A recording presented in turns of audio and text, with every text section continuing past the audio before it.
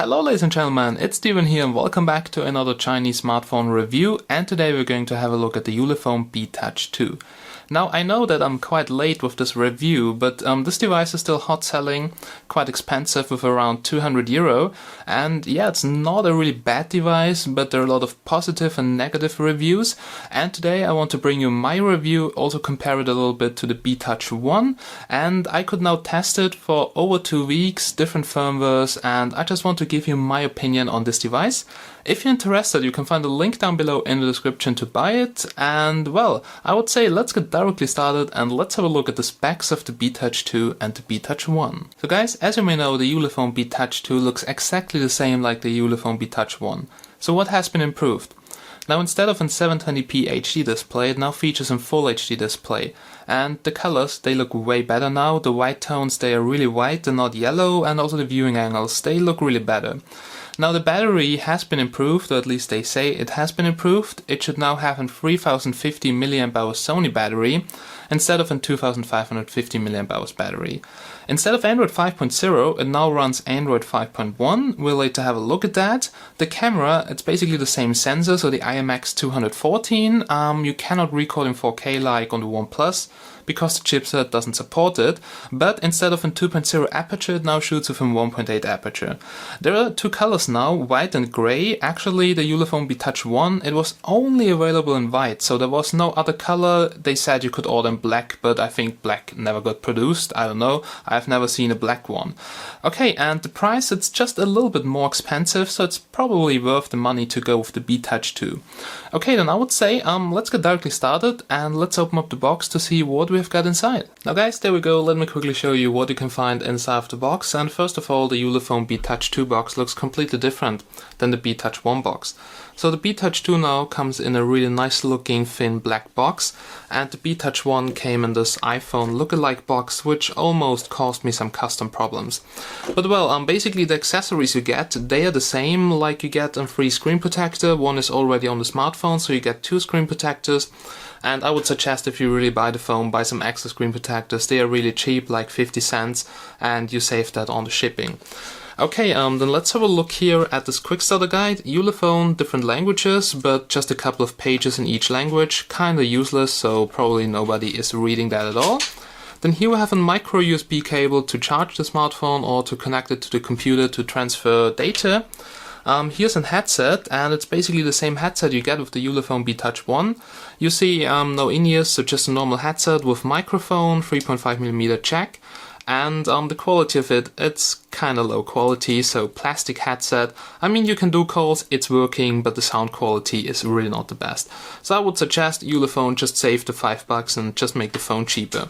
Okay, then here we have the charger, and the charger is actually quite nice. It's kinda big, it comes with the correct power socket connector for my country, that's really important for me. And it should also come with the correct power socket connector for your country. Now it's rated at 5 volts and 1.5 amps. So that's 7.5 watts, and I monitored a full charging circle, like from 0 to 100%, and the maximum current the phone was draining from the charger was 1.34 amps.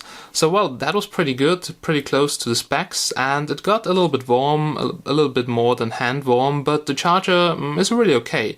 And it's better that it supports 1.5 amps and it's not draining all the 1.5 amps, like just 1.34, so it doesn't get really hot, like for instance the Ulefone charger, which got really hot, and yeah, also some Ulefone chargers got burned.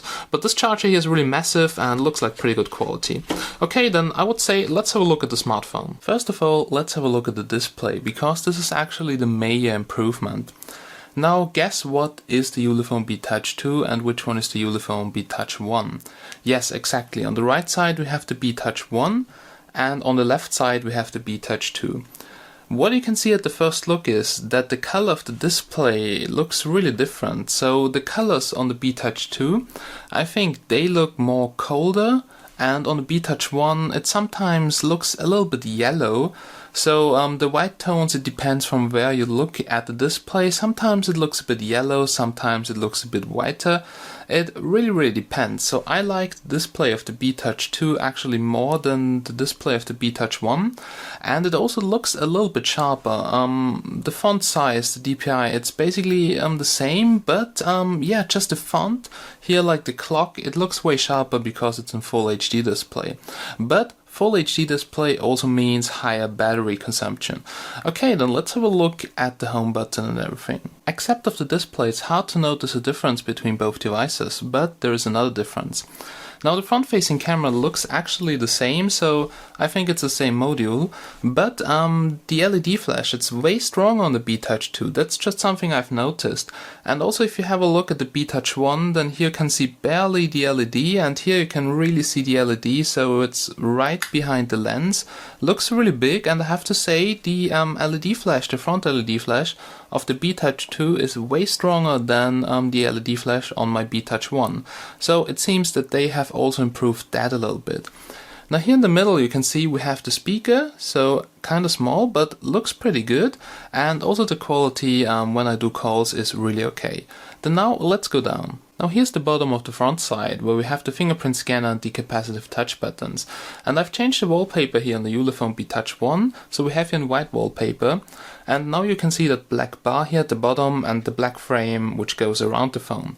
Now on the white model it looks kind of strange because the only white thing on the front is, yeah, that bottom frame here, but the rest is black. So the contrast looks really strange if you have a white wallpaper, and also that black bar here at the bottom is pretty massive. So I think it would look better if it would be completely white or completely black, but that's just my personal opinion.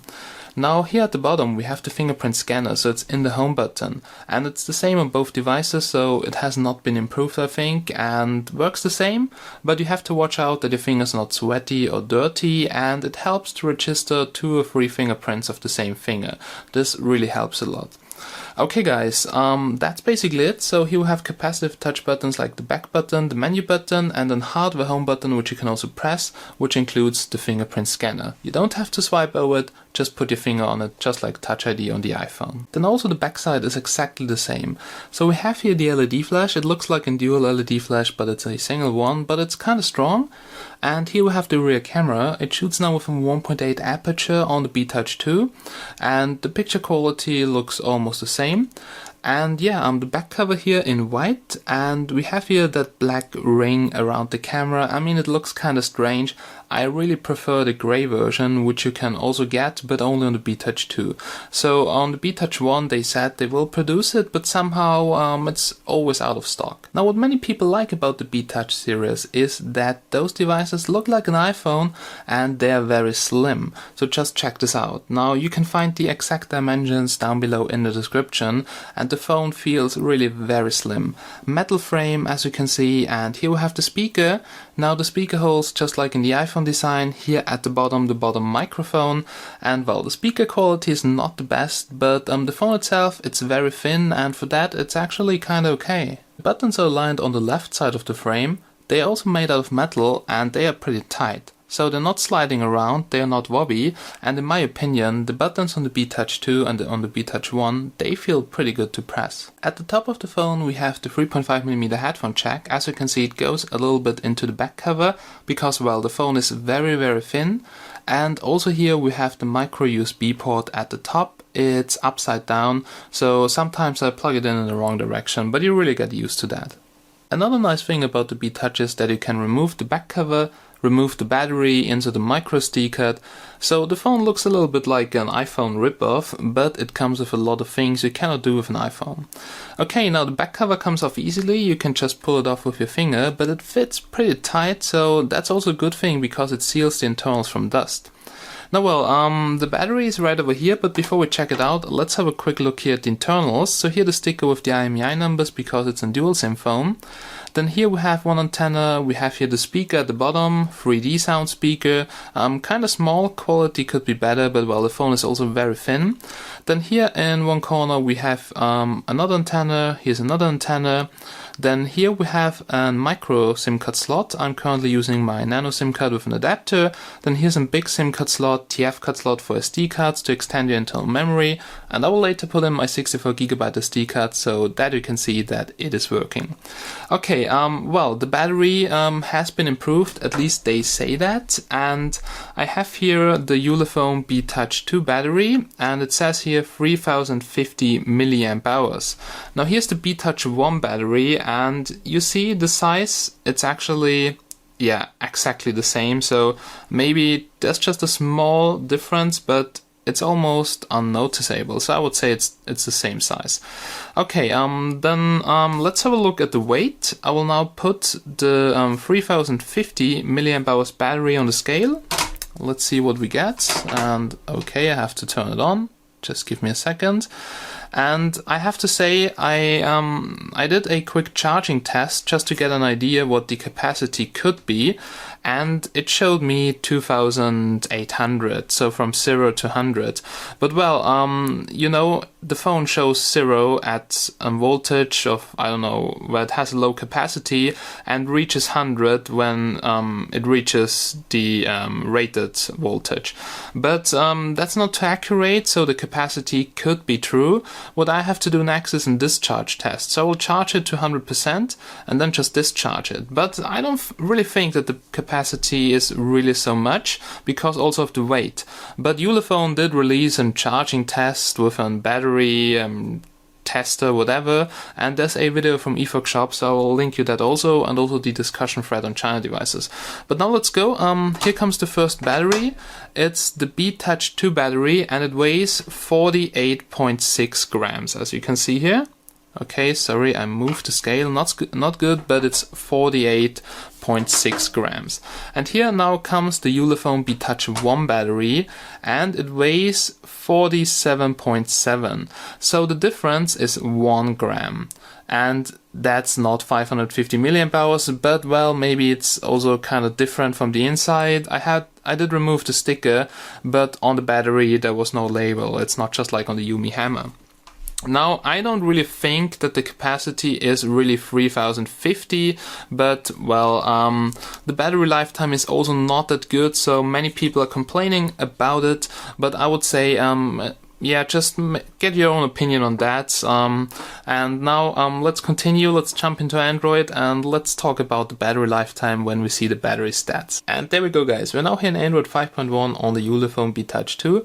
Something I really like about it is that it's so clean.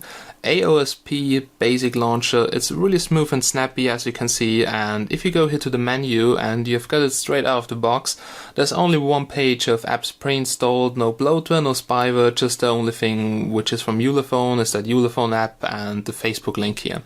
But that's basically it. Then you can just go to the Play Store, add your Google account and start customizing it. Okay, here we have the settings, and first of all let's check out about the phone. Here you can see it is running Android version 5.1, so this is Lollipop, latest version right now for the B-Touch 2. And in the beginning it was running Android 5.0, but after some OTAs they have updated to 5.1. And yeah, OTAs are working, so the last OTA was 2 weeks ago, and yeah, somehow it made the battery lifetime worse. I don't know why, but the battery lifetime is barely a day for me. Okay, let's have a look at everything here in the settings. First of all, Wi-Fi. I'm not so happy with the Wi-Fi signal. I have a lot of smartphones with that chipset, which have a better Wi-Fi signal. So the router is in the next room, so very close, and the signal strength is good. Link speed 65 Mbits. For instance, even my Ulefone P7000 has some better Wi-Fi signal, like the range is a bit better, but it's just on that smartphone here that the range is not that good. For instance, in my living room, second floor, I cannot use Wi-Fi anymore. On my S6 Edge, it is working, kind of slow, and on my P7000 too, but here it was not finding it, and also the network of my neighbor is not here in the list. So, well, Wi-Fi could be a little bit better. Bluetooth is working, was pretty good, connected to my car radio without a problem. It also supports HotNot, and HotNot allows data exchange between other devices, but only between other HotNot devices. And it's like NFC, but it's MediaTek's own feature. It's not compatible with NFC, and that's the only bad thing. But I would really like to see NFC on that phone and not damn HotNot. Okay, here under more, the usual stuff. Then let's go back here, and here we have display settings. There is no mirror vision inside, so you cannot tweak the colors. Here at the bottom we have G sensor calibration and proximity sensor calibration, so if something is wrong with the sensors, you can find that in the display settings, really important for me. Then here we have storage. And I did insert my 64GB SD card. As you can see, it gets detected, SD card right over here, as default write disk, 64 gigs, absolutely no problem. And here's the internal storage. Something I like about Ulefone, they provide one big partition, unified memory for apps and games, so just go and install them. You have around like 9-10 GB of usable space, but I've already installed a lot of games and applications. Now let's talk a little bit about the battery. So I'm a heavy Android user, as you may know, and for me the battery lifetime is barely a day. So if you're a really heavy Android user, you should probably run around with a power bank, because the battery lifetime on the B Touch 2 with the full HD display is not that good. It was also not that good on the B Touch 1, and yeah, just for heavy use. I mean, just check out here the screen time. So I was using it with 30 minutes timeout for recording and everything. So if you have a look at the curve, I started at 3 PM or something like that, and it went almost flat at 8. So I've really used it all the time there, and then it was almost empty. Then I recharged again, used it for filming, blah blah blah. And I can say from my experience now within the last 10 days that the battery lifetime for average users is 1 day, and for heavy Android users it's maybe not a day. So probably if you're really a heavy Android user, carry around a power bank. But if you don't use it so much, you will easily come through the day. Okay, then apps. So apps running in the background, let's check that out. And we have here, we have here running apps, and here you can see the memory consumption. And the phone itself comes with 3 GB of RAM. So the system uses 1 GB, we have the apps running in the background 200 MB, and free RAM 1.6 GB. So the total RAM is something like 2.8, 2.9 GB, as you will see later in the benchmark application. But as I've said, the ROM is super nice, it's very clean, there is no bloatware, no spyware, and that's something I really appreciate on a China phone. Okay, the finger scanner. Now let's come to this interesting part, and now let me show you how the finger scanner works. Well, first of all, you have to register your fingerprint. So you go here to the fingerprint manager, and then you have to enter your current fingerprint. I'll do this here right now. So recognized, success. And now you can register up to 5 fingerprints. That's the only bad thing, because I like to register more than 1 fingerprint for the same finger, because then the recognition is easier. But here you can just register up to 5 fingerprints. It would be better if it would be unlimited or 10, just like on other devices. Okay, now we go here to plus, and we'll just register that finger here. So rest your finger on the fingerprint home button. And you have to do this here several times until it says finished. And it's also good to move your finger a little bit to the left, to the right, up and down, because it's basically just taking a lot of pictures of your finger, and then if you put your finger on there, it's just checking if it can find the same thing. And also it's good sometimes to rotate your finger a little bit. So then this maybe takes a little bit more time, but the recognition is then easier. Okay, the screen lock is on fingerprint lock. You can also lock single apps like WhatsApp chat if you have multiple girlfriends or whatever. And there we go, the screen is now locked, and now I want to unlock it. Now those 2 fingers are registered, and this one here not. Well, it doesn't work. Let's try this finger. And you see it worked. So it actually works pretty good, but you have to watch out a little bit when you register your fingerprint. And when you do left, right, up, down, and you rotate your finger a little bit, then you can see it works in almost every direction, also like this, and that's pretty accurate. And I have to say the fingerprint scanner works pretty good. Just in the last firmware update, there was some issue that it's somehow when you use it, it's like draining the battery. I'm not sure why, but you know, MediaTek doesn't release the kernel sources, and it's really hard for Ulefone to build a great firmware if they have no real sources. Alright, that's basically it here. On the finger scanner, we have off-screen gestures like double tap to wake up. That's what I use all the time, and then I just give the phone the finger like the fingerprint and I'm in the system. While security, you also have the basic stuff like swipe or, for instance, pattern, so you don't have to use the fingerprinter if you don't like it. Location-based services, we'll check out GPS a little bit later, different accounts, language and input, that's maybe interesting. And it's not the 100% full Android language pack, so some small things are missing, but as you can see, most languages are in there. So now you can check if your language, which you speak, is also in there, but mostly it is in there. Okay, that was the language and input, and yeah, the rest is basically the same you can find on every other Android phone, so absolutely nothing special. Then now let's go and let's have a look at all the basic features. And first of all, let's have a look at all the basic things like here the Android status bar. If you swipe down here from the top, as always, notifications, but I quickly want to show you the quick toggles. Display is now maximum brightness, you can check out the viewing angles, and yeah, that looks really nice. It doesn't change the color so much like the Ulefone B-Touch 1, because sometimes it looked really yellow on the B-Touch 1. Okay, there we go. So display maximum brightness right now. Here we have the Wi-Fi, quick toggle, Bluetooth, airplane mode, auto rotation, then here flashlight for the backside, really important for me. Location-based services, so GPS, cast screen, which is supported, and quick button for hotnot, which I really appreciate because I hate going into the settings, and a data connection quick button. Okay, then let's try to call some random number. Let's also talk a little bit about the call quality, speaker quality, and there we go, that's some nice number, so 147. You see it shuts off the display if we just cover proximity or light sensor. And here's the speaker quality, so just listen for yourself. It's not really loud, and also the quality could be a little bit better, but it's definitely okay, so I can really understand the other people. And also other people had no problem to understand me by using the microphone here. You just have to be a bit careful that you don't cover it like this, because I usually tend to do that. Okay, yeah, the call quality on the phone is really good. Now, the speaker is not really the best, but the earpiece is absolutely okay. Okay, then here we have the messaging application. We can just try to compose a message. So, hello world. Now, the vibration feedback is very soft, coming from the middle of the device, and it's a 5-point capacitive touchscreen. So I had no ghost touches so far, and also I didn't read anything about some user reports regarding ghost touches. Then here the browser, so we're currently here on bbc.com in Wi-Fi, and browsing the web, no problem. Actually really fast here, just my Wi-Fi is a little bit slow. But you see, browser, no problem so far. Then let's go here to the menu, and you see here some pre-installed applications.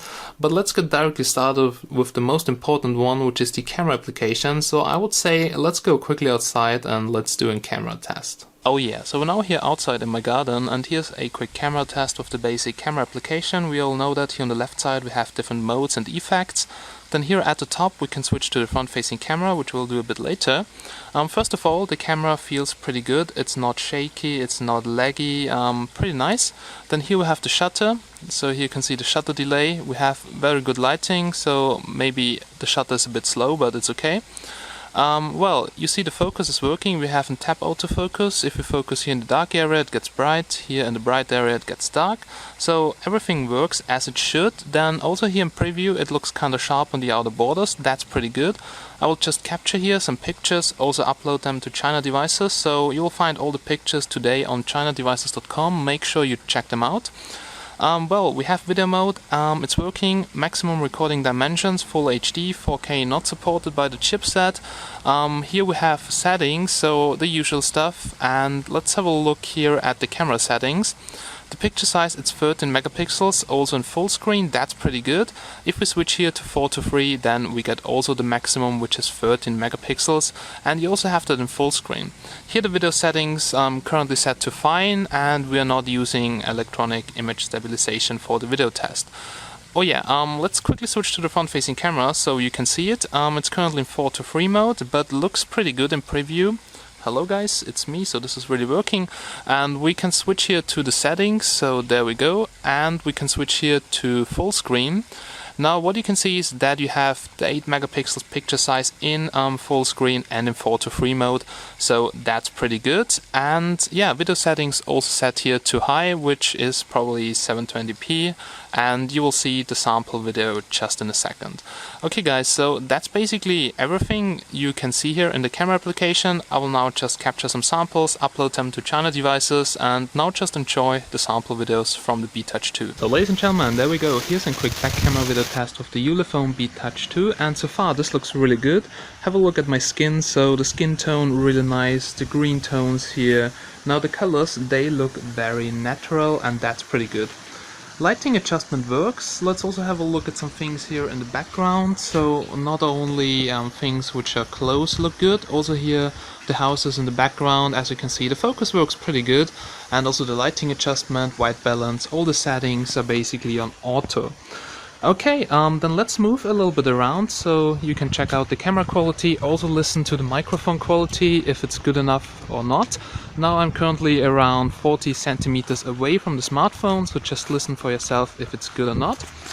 Then let's have a look at some close-ups, so let's try to focus. And yeah, the phone focuses with the LED flash, works pretty good. You see the background here very blurry. Then here the close-ups, very sharp, that looks pretty good, so that's really impressive, looks really nice. Also here with the background, check this out.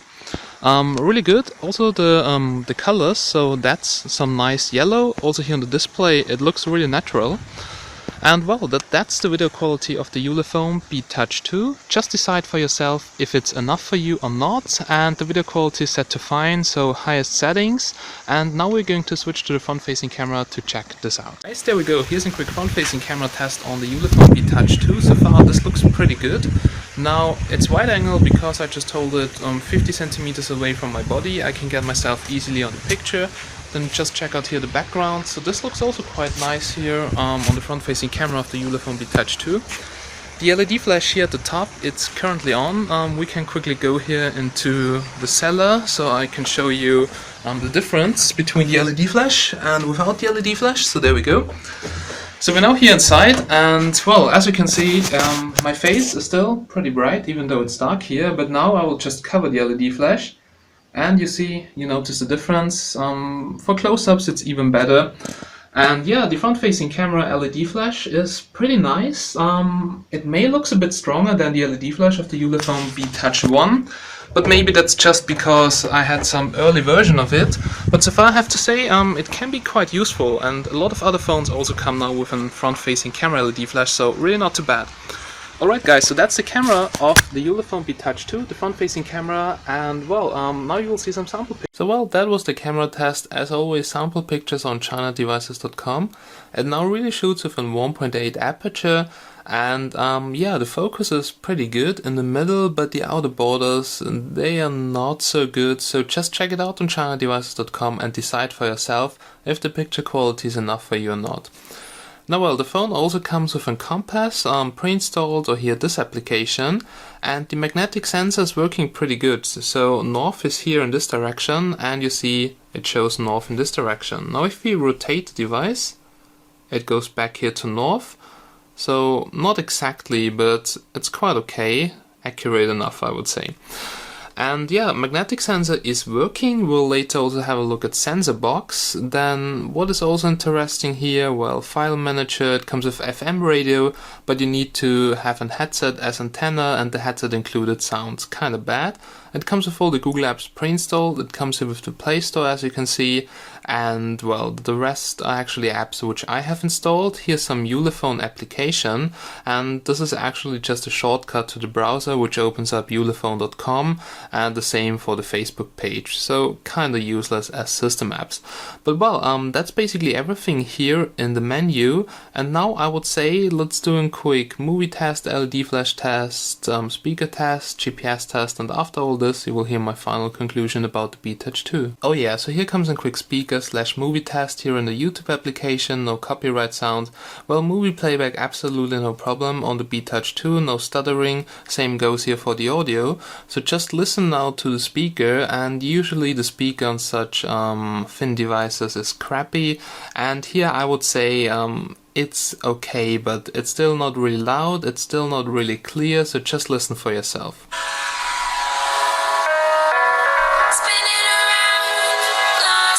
speaker is really not the best, but with a Bluetooth speaker or something like that, if you really want to listen to music at a party, I think it's okay. So it's loud enough. It's loud enough if you use it for calls, and it's loud enough to hear the ringtone. But if you really want to listen to music, get yourself a Bluetooth speaker. Now here comes the LED flash test. And something I want to say about the build quality now, there are some small gaps, so you can see that the display light is shining through the frame.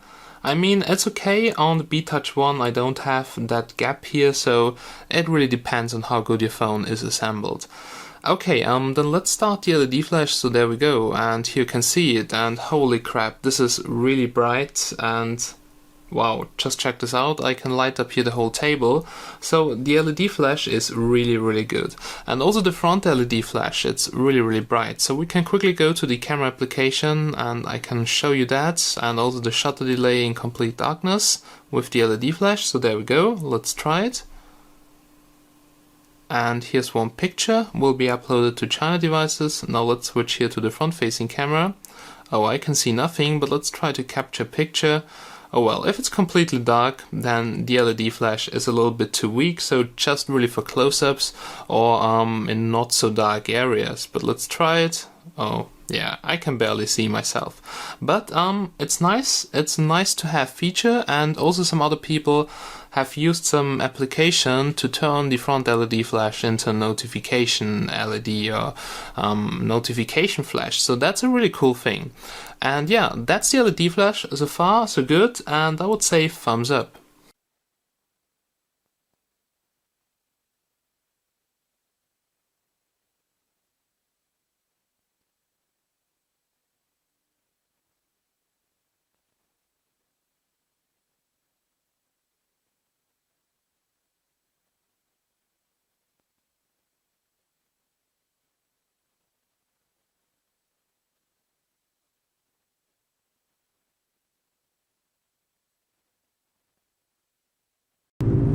Now here's a quick navigation test with Sidecheck offline navigation, and I've now tested GPS for over 1 hour. So I was driving around, it did not disconnect, we have beautiful weather today and it works really good. Now I think I've tested the B-Touch 1 when it was very rainy and the GPS performance was also quite okay. So it's the same chipset, the same antenna layout, and I think I can say GPS is working okay. I mean, the signal could be a little bit better, just like on my Samsung, but well, it depends really on the chipset used in the device and the antenna layout. So I've seen MTK 6752 devices with better looking GPS, but also here on the B-Touch 2 it's working, and as you can see, navigation here is absolutely no problem. Regarding the accuracy, I'm driving around 80 kilometers per hour. It says here 77, 75, so that's pretty accurate. Also, for instance, the road here to the right, I will tell you when we pass it. So there we go, we have now passed the road, so you see it's just lagging behind a little bit. But I have to say, GPS is working, you can use it for navigation. Regarding tracking, for instance around Tastic or such things, I've just tried it for 5 kilometers per hour. For 5 kilometers, so a circle round, and it was really okay, so also no problem there. Yeah, the GPS really drains the battery quite fast, so if you use it for sports activities, I would suggest you go around with a power bank. Now guys, here are the benchmark results, and the raw performance of the B-Touch 2 is amazing. Single core score of around 800, multi-core score of almost 4000, and well, here you can see Android 5.1, then the MTK 6752, 1 processor, 8 cores, and the memory 2.83 GB. But let's also have a look here at the Antutu benchmark score, and we score almost around 44,000 points, which is on the performance level of the OnePlus One with the Snapdragon 801, which is still used in a lot of devices, but also the Galaxy Note 4 is not so far away, or the Meizu MX4. Then we can have a look here at the details, and yeah, let's go back here to the hardware info. And here you can see that it's running Android version 5.1, 64 bits is fully supported, which is really great, boosts your Antutu score. Then resolution full HD, so the display, rear camera 13.3 megapixels, we have almost 3 GB of RAM. Then well, here the chipset once again clocks from 468 to 1.7 GHz, and we have here the Mali T760 GPU, which is very powerful for gaming, as you will see a little bit later. Okay, also a couple of sensors, but we'll check them in Android Sensor Box. I was really impressed by the 3G speeds. Now, I don't have 4G, but I'm using 3G, and just have a look at the speed. So this is really the maximum I can get here with my provider. And 27 Mbits down, this is just crazy. The upload speed also very good, so the best I've got was 5 Mbits, I think, on my Galaxy Note 4, but yeah, that's really good for 3G speeds. Okay, then here's CPU set, so we can quickly have a look at that and open up. Here you can see the chipset, so CPU load between 0 to 30% in idle, a couple of cores active. We can go here to device info, and yeah, here you can see dots per inch, screen resolution 5.5 inches, so everything correct in here. System settings, battery, so that's not really so interesting, except of the temperature, 35 degrees. Oh, damn ads. And here you can see the phone temperature. Now, I've used it actually the whole night. I did some gaming tests before, and the maximum temperature here is 60 degrees on that sensor. So really okay, and the average temperature at 40-45 degrees. Here you can see the sensors. So the sensors, they are really working, and we can also confirm that in the Sensor Box application. So let's go out of here. And where is it? It's right over here, so there we go. And we have accelerometer, light sensor, orientation sensor, proximity sensor. There is no temperature sensor or gyroscope, but except of that, there's everything in here, even a pressure sensor. And well, no change detected, so this is probably fake because it doesn't show some reading. And here we have a magnetic sensor, which is definitely working. So if I just put it near to a hard drive, it goes red. So it really works, and that's pretty good. Okay, that's regarding the sensors. The compass is also working, as you have seen before. Not that good, could be better, but it's working. And here we can just check out the bands in the MTK settings. Here we have band mode. I'm currently using SIM 2 as my main SIM. We have quad band GSM, quad band WCDMA, and we have LTE bands 1, 3, 7, and 20, so the most common ones. And yeah, SIM 1, so the other one, then GSM quad band. Alright guys, so that's basically it regarding the benchmarks. The raw performance is really great, and now I would say let's do a quick gaming test. So well guys, the gaming performance on the B Touch 2 is also very nice. We're playing here Real Racing 3 maximum graphic details on a full HD display.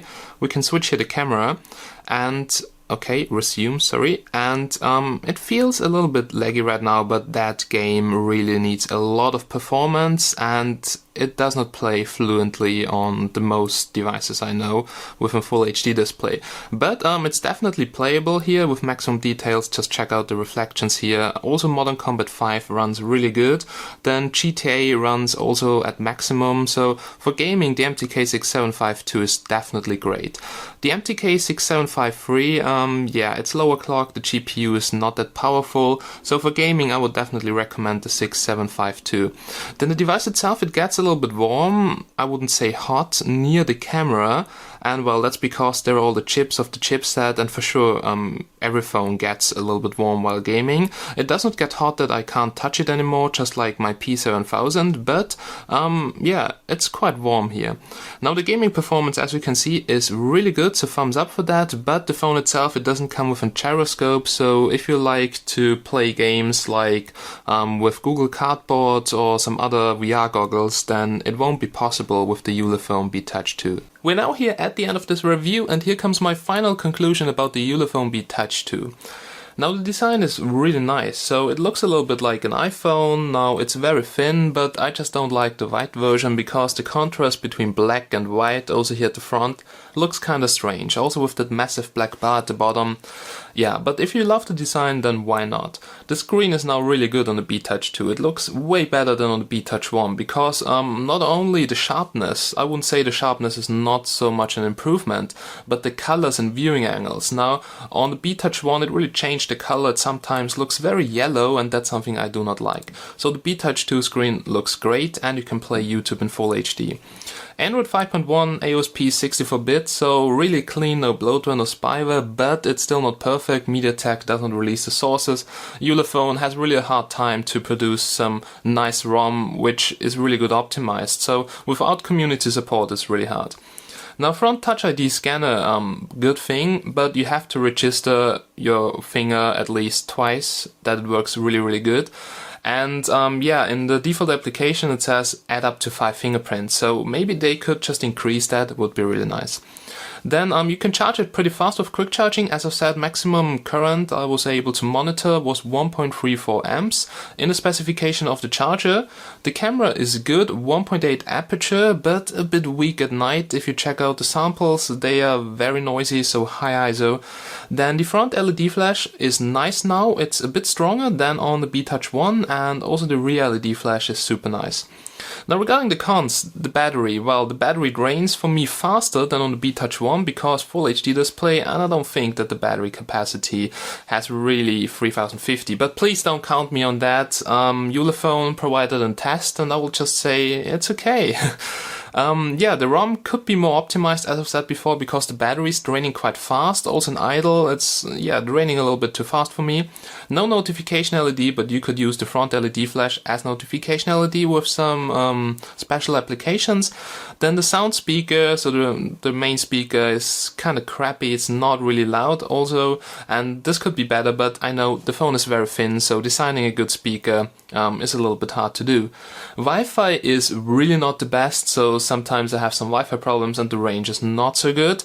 GPS signal could also be stronger, the chipset can do more, the antenna layout here could be better, and it's quite expensive for an MTK 6752 phones, at least the retail price without any discounts, because it's currently on €200 on the most Chinese shops and 280, 290, so with tax on Amazon, and that's actually very expensive for an Ulefone. Alright guys, that was my review on the smartphone. I hope I've covered everything so far, tested it really for a long time. I hope you appreciate that. I'm quite sorry that I'm late with this review, but I wanted to bring you an in-depth test of it. Okay guys, then thank you so much for watching, have a nice day, thumbs up for the Ulefone B-Touch 2, and bye bye!